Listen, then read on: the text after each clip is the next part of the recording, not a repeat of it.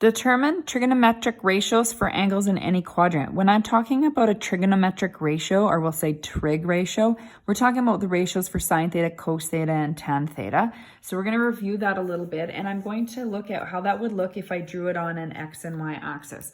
So I've gotten here an x and y axis. I really just sort of drew quadrant 1. It would continue in both directions if we were to draw a larger picture of it.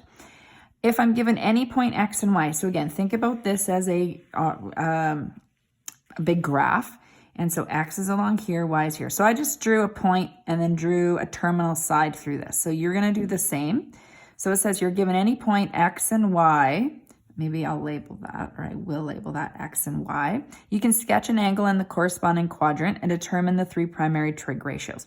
So because I've drawn this, I can draw to the nearest x-axis, so I'm always looking at that reference angle location.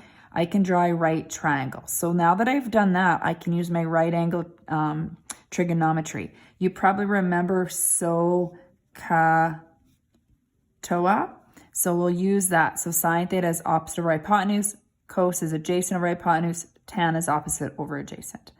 So we're going to look at this. Now, this we'll call x.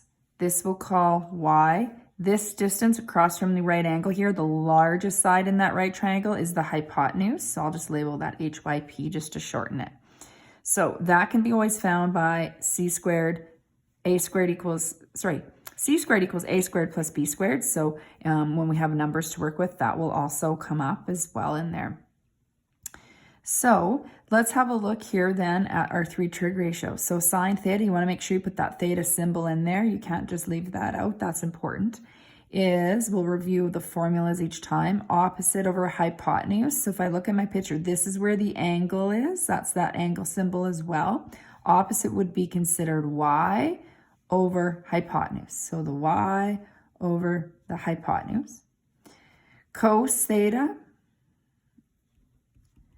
Cos theta is adjacent over hypotenuse, so we abbreviate that as well.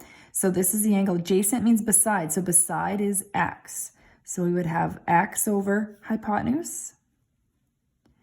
And then tan theta is opposite over adjacent.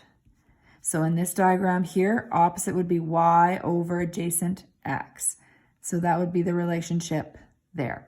So we'll put some numbers in here for these for the x and y point, and we'll look at how these ratios work with that as well next in example 1 in the next video.